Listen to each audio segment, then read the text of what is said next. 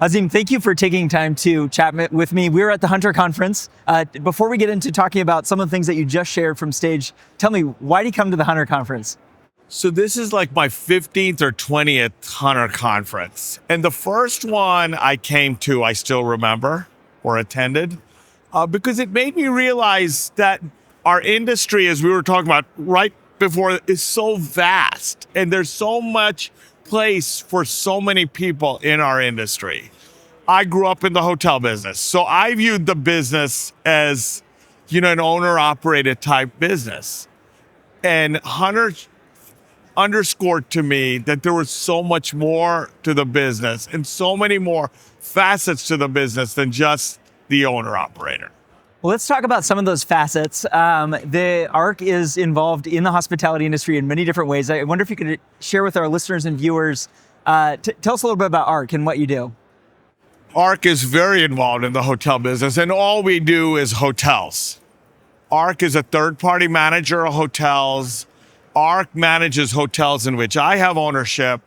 ARK also is involved in site acquisition, development, hotel acquisition, underwriting, deal analysis, running major renovations and PIPs and construction, being the owner's rep on construction projects.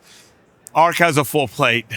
You're involved in a lot. Yeah. In a lot. Now, you just were on stage here at the Hunter Conference. You said something that caught my attention, and that is, well, a number of things. One of them being you're trying to increase the financial literacy of associates, even down to the front lines, the housekeepers. Why is that? We talk a lot in investment conferences about GOP, stuff like this. Why focus on raising financial literacy? Because ultimately they control the hotel's performance, right? The housekeeper who checks in the linen order has an impact on your hotel's valuation. The breakfast attendant who checks in the breakfast order, same thing, has an impact on your hotel's valuation. And they have to understand the big picture from a financial literacy perspective on why what they do matters and impacts them and their growth trajectory in that business model. I also think improving their financial literacy improves them on the home front. They become better managers of their own personal finances when their financial literacy is improved on the business front. I love it. We were talking off air about how you do this even with your own teams. You have a big team here from ARK at Hunter. So you're doing this with your own team. But tell us a little bit about kind of the property level folks. What does that look like practically? How are you increasing literacy for those folks? We used to do and still do slides, a PowerPoint presentation on the life cycle of a hotel. And you buy it, what happens when there's a PIP 5 years later, the bank's expectation on reserves, where that money is going to come from to do the renovation. Everyone wants to work at a nice hotel. We have brought lenders in to educate our team on how they look at us and me. Most of the debt that I have out there is recourse, meaning I've personally guaranteed on the debt. So I can't go out and just live a big lifestyle because our lenders look at how I live, right? How many toys do I have? And really, to the team member line, going through with them the life cycle of the asset, what it means to personally guarantee, what's involved with that, what's the due diligence there. And I think it's a game changer. On stage, you said something caught my attention was, at these investment conferences like Hunter, we talk about GOP and you want to translate it down into how does this make my life better? And so you talk about a more beautiful place to work, a beautiful building, things like that. It seems that's so important. Yes. Now, the modern hotelier talks a lot about technology and the role of technology and how you operate, how you own, how you invest. How does technology or reporting enter the picture for what you just said? Technology is playing a bigger and bigger role in the hotel space and the hotel picture, regardless of the segment that you're playing in. And I think specifically as it relates to weekly forecasting, your associated labor models or team member models has a big impact on valuation. And there's, of course, technology as it relates to revenue management, but that's been out there. I think the technology as it relates to budgeting and forecasting in particular, especially in the volatile world we live in right now, is a game changer as it relates to technology and the hotel space and valuations. Why is forecasting so important? If you overschedule, let's say your hotel does $3 million in revenue, right? And your labor costs are 20% of that, so $600,000.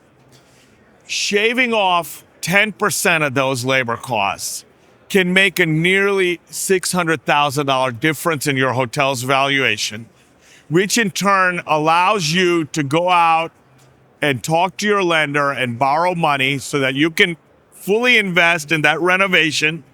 A nicer product draws more revenue, shifts more share. In turn, you're able to retain your team members, because when your competitor offers your star team member more, you can match that or beat that.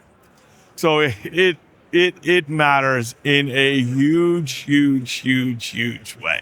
That's pretty remarkable. So there's this virtuous cycle where there's so many benefits to the business. Now, I feel like at some of these investment conferences, labor's come up and you just mentioned, just some of these numbers, the impact here.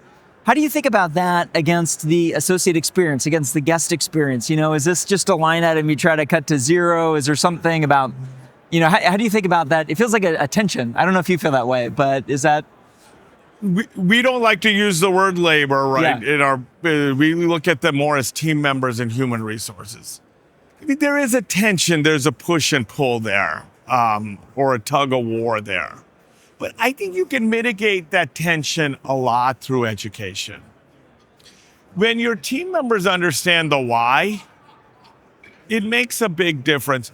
When your afternoon front desk person understands that the decisions they make on getting those rooms sold, or if they have a group inquiry, impacts the livelihood of a housekeeper, who oftentimes is a single parent, and their hours and earnings change every day, based in a large part on no fault of their own.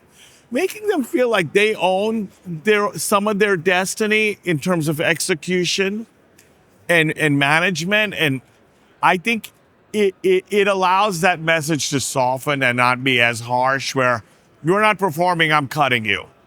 I don't think the hotel business model can work if you commoditize your people.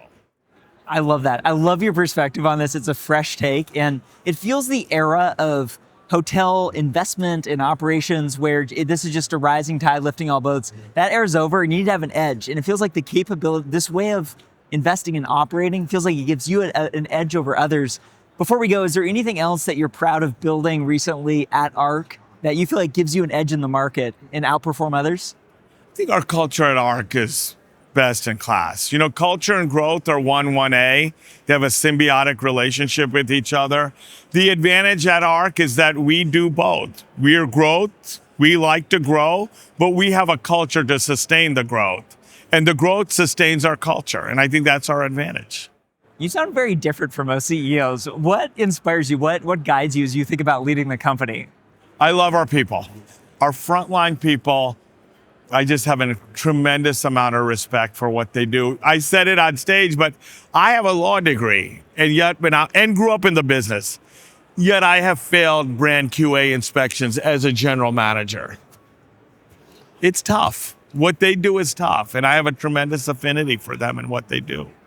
Well, thank you for sharing that. Was there anything you were hoping to record about? Anything else on your mind we didn't get to? I appreciate what you shared, but is there anything else you wanted to? Invest in your team, invest in your business, use great technology that's going to help you manage your expenses and grow your revenues. And there's opportunity out there, especially right now. I love it. Azim, thank you so much. Really good to speak with you.